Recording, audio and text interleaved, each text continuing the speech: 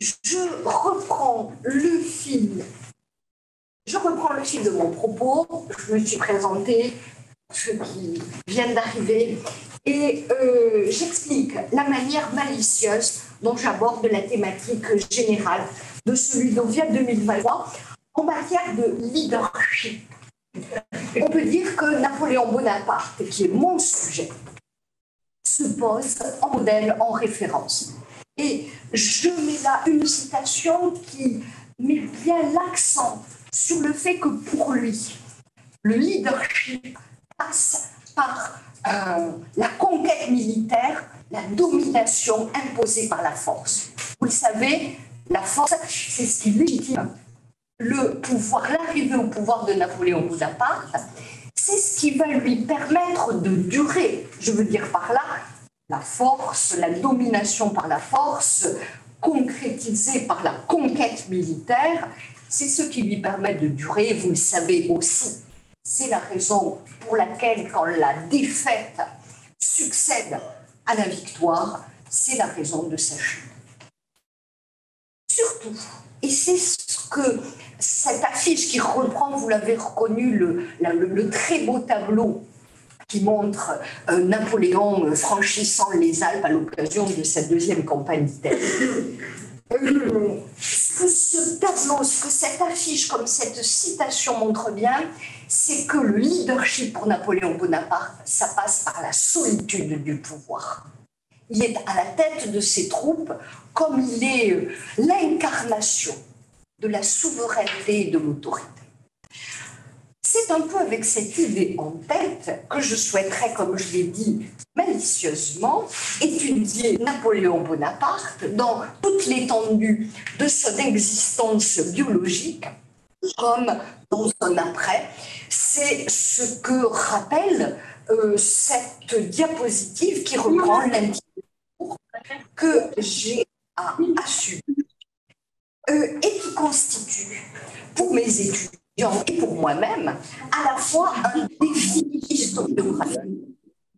En effet, la légende napoléonienne qui fait partie des faits historiques bien reçus est aujourd'hui une légende noire. Il y a un tableau réalisé à l'occasion de la commémoration du bicentenaire de Napoléon par un artiste contemporain, Nguyen, qui résume la transformation de cette légende napoléonienne en un Napoléon bashing. Vous le voyez, vous reconnaissez le célèbre portrait de Napoléon, ou une partie du portrait de Napoléon par David à l'horizon de 1812, qui le montre avec sa petite main sur le ventre dans son cabinet de travail. Et là, vous le voyez couvert de, comment dirais-je, de crachats de couleur. À l'image, eh bien, de la déconsidération dont Napoléon fait l'objet quant à son comportement, quant à son action. Et vous savez, vous vous souvenez des controverses autour de la commémoration justement du bicentenaire de sa mort. Mais surtout, étudier Napoléon, présentement, est un défi, constitue un défi pédagogique. C'est le défi, donc le double défi, que j'ai à relever dans le cadre d'un enseignement de 3e année intitulé « Approfondissement en histoire et libellé H6051 ». Et vous verrez pourquoi cette immatriculation est importante, puisqu'elle permet de pouvoir avoir accès à l'environnement numérique de travail qui est absolument indispensable dans le cadre de ce que je souhaite vous présenter aujourd'hui. C'est un défi pédagogique compte tenu de cette historiographie compliquée de Napoléon, actuellement compliquée de Napoléon, mais c'est aussi, comment dirais-je, une pression particulière, puisque cet enseignement a fait l'objet d'un appel à projet. Il a été lauréat de cet appel à projet. Et donc, il y a de la part de l'institution Université de la Polynésie française, plus spécifiquement de ce qui concerne la formation et la vie universitaire, un investissement qui est à la fois matériel, financier et moral. Justement, pour enseigner Napoléon d'une manière non directive, mais pour dire les choses carrément, de façon efficace, ou peut-être plus efficace. Pour être efficace en sortant d'une sorte de routine pédagogique, je souhaiterais insister sur la mise en place d'un certain nombre de faits que je qualifierais de décentralisation.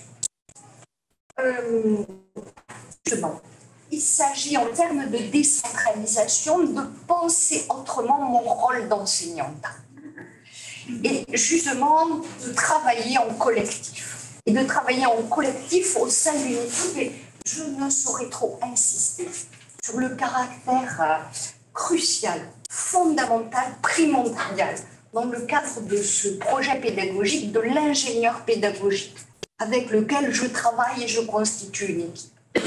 Et je souhaiterais tout particulièrement rendre hommage à Carole Fauche-Tréberne qui a conçu une partie de ce cours dans ses dispositifs numériques en particulier, qui m'a épaulée dans le suivi des étudiants, qui a cessé ses fonctions au sein du pôle PIS, qui est présentement relayé par Rémi Paty, mais vraiment, c'est un cours qui n'existe que parce que le professeur n'est pas seul. Et je vais insister sur ce point. Je vous renvoie à un excellent ouvrage publié tout récemment aux Presses des Mines, qui vous permettra, si vous n'en êtes pas déjà conscient, de l'importance et de la montée en puissance pédagogiquement de cette fonction d'ingénieur pédagogique et de cette, comment dirais-je, oui, de toute la richesse de cette ingénierie pédagogique.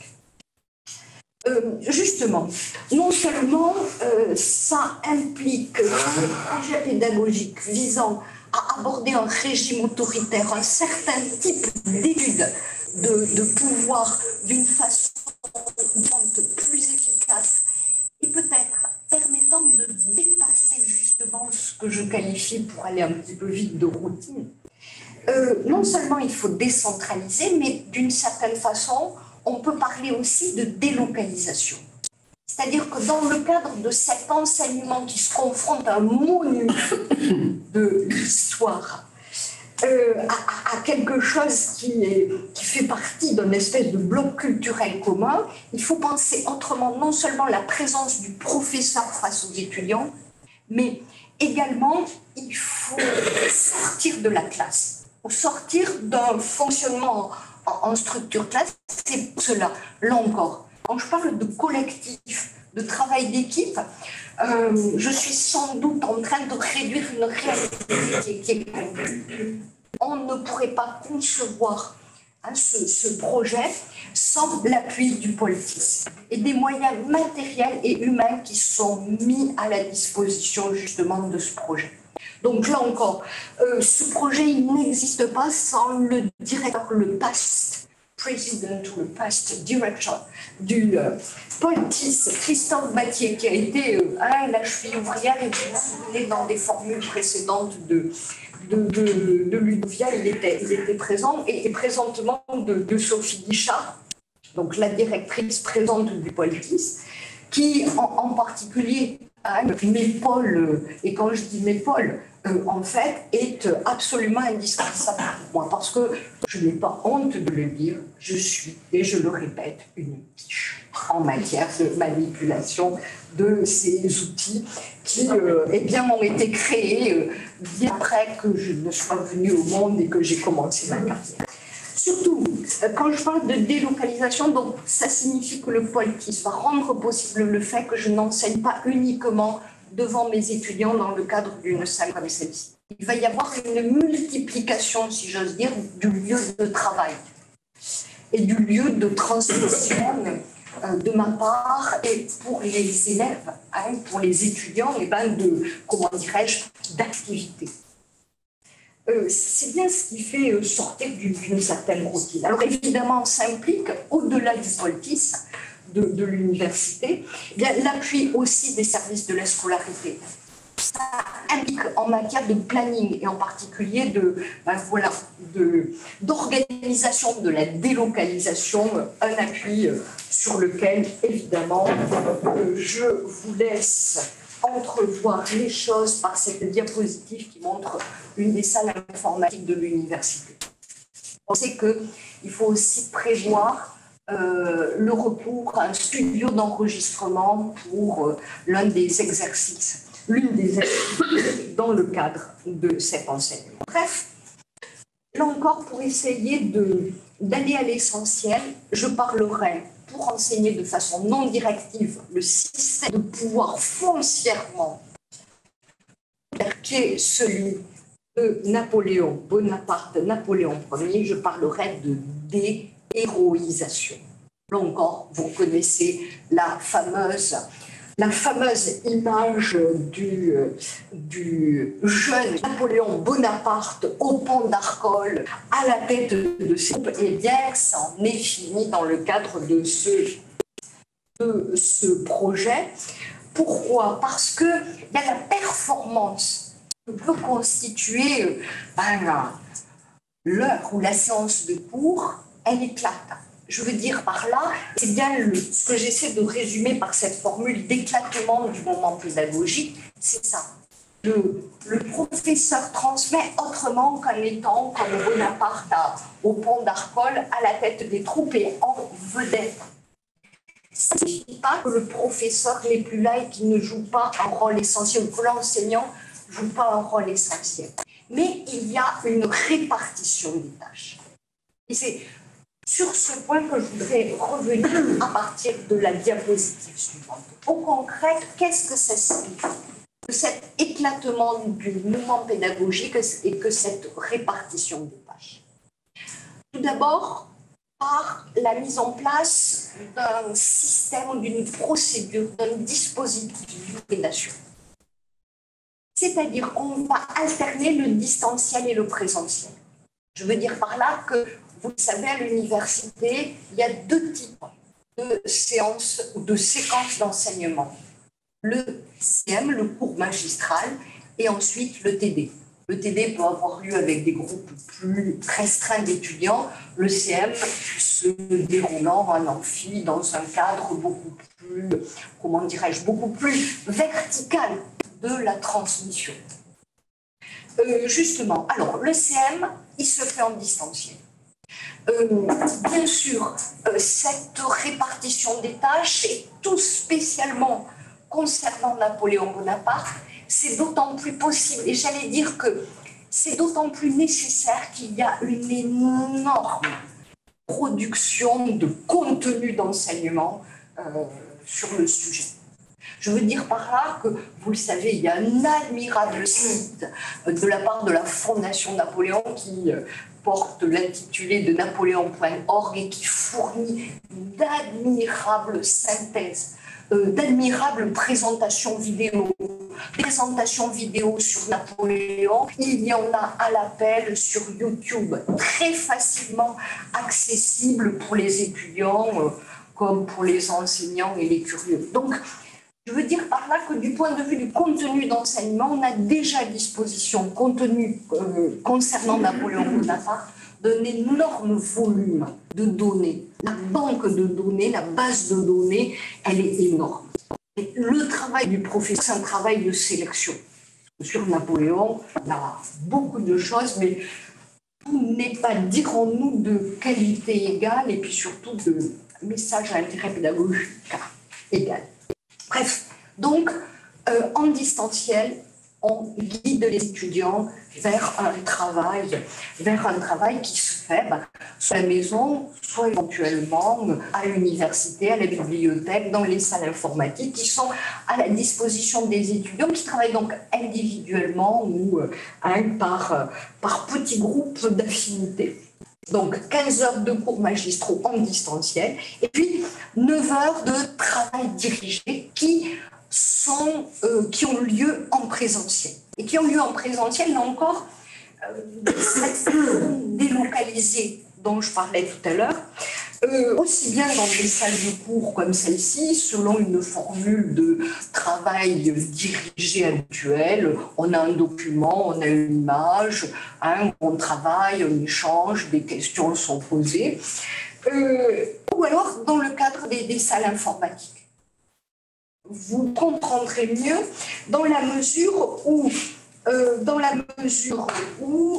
eh bien, des exercices liés à la volonté de présenter ou en tout cas de mettre en œuvre des moyens plus efficaces à la fois de transmettre mais aussi d'interagir avec les étudiants sont à l'œuvre. En tout cas, l'hybridation et cette dissociation entre distanciel et présentiel dans le travail est indissociable de l'établissement d'un syllabus. Je pense que la formule ou le terme vous est familier. Il s'agit donc, avant que le cours ne commence, de présenter un plan d'action aux étudiants. Et quand je dis un plan d'action, en fait, un plan d'activité. C'est-à-dire qu'il s'agit d'établir un programme qui est la conséquence du travail en distanciel dans le cadre du CM. Il faut prévoir une progression qui permette aux étudiants, d'une part, de pouvoir organiser leur travail, et pour moi, et pour l'ingénieur pédagogique et le collectif derrière cette unité d'enseignement, de pouvoir s'assurer que les étudiants suivent, et qu'ils suivent pas simplement parce qu'ils travaillent régulièrement, mais aussi qu'ils suivent parce qu'ils acquièrent effectivement ce qu'on veut leur transmettre. Vous avez là un exemple de syllabus. S'il nous reste un petit peu de temps tout à l'heure, je pourrais vous montrer ce qui apparaît sur l'END. Deuxième dispositif, dans le cadre de ce projet, associer les étudiants. Alors attention, penser autrement que dézéroiser le professeur, ça ne veut pas dire qu'on donne le pouvoir aux étudiants. Bon. À vrai dire, on les associe et le travail d'instruction, qui est aussi un travail d'éducation, doit les conduire à prendre conscience de l'efficacité. De l'efficacité de l'intelligence collective. Plutôt que l'intelligence artificielle, moi, quand je suis confrontée au numérique, je pense à intelligence collective. Les étudiants apprennent mieux et plus efficacement. Et ce projet me le montre bien, nous le montre bien, c'est parce qu'ils apprennent à travailler ensemble. Et là, il ne s'agit pas de sacrifier un air du temps. Mes étudiants en 3e année de licence d'histoire, 70%, voire 80% d'entre eux se destinent à des carrières d'enseignement. C'est-à-dire à se confronter à des concours qui ont un programme, qui ont une multiplicité de sollicitations en termes de compétences. Quand on prépare le CAPES, quand on prépare le professorat des écoles, on ne peut pas réussir si on n'est pas associé à d'autres. Et je conçois, et on a conçu avec Carole, et on continue ça avec Rémi, ce cours comme justement un moyen d'apprendre à travailler ensemble, avec la frustration qu'il peut y avoir de ne pas travailler au même rythme. L'insatisfaction d'arriver à quelque chose qui ne correspond pas à l'idée qu'on avait en tête, et en même temps, pour réaliser que finalement, on peut faire beaucoup plus de choses. Mais justement, en mettant en place cette négociation,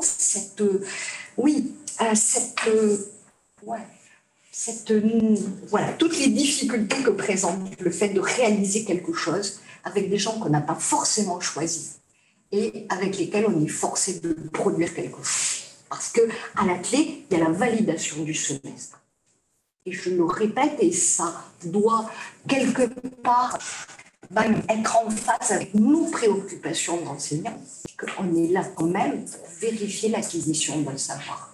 On n'est pas là pour amuser, pour rendre attrayant ou rendre seulement attrayant le savoir, mais encore pour être sûr de faire progresser nos interlocuteurs étudiants.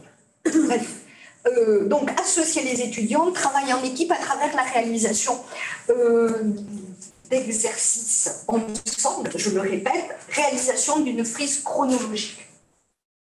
Une frise chronologique, alors pas par séance, voilà, par séquence. C'est-à-dire qu'un groupe va avoir à réaliser le début de la vie, de la carrière de Napoléon, son arrivée au pouvoir, le coup d'État. Bien sûr, donc on travaille, vous avez là la référence, plutôt c'est ici, voilà, c'est le modèle Lab, qui permet comme ça de faire quelque chose qui permet d'ajouter des éléments, des images, du texte, de commenter la frise chronologique, et que chaque groupe a une séquence chronologique à faire.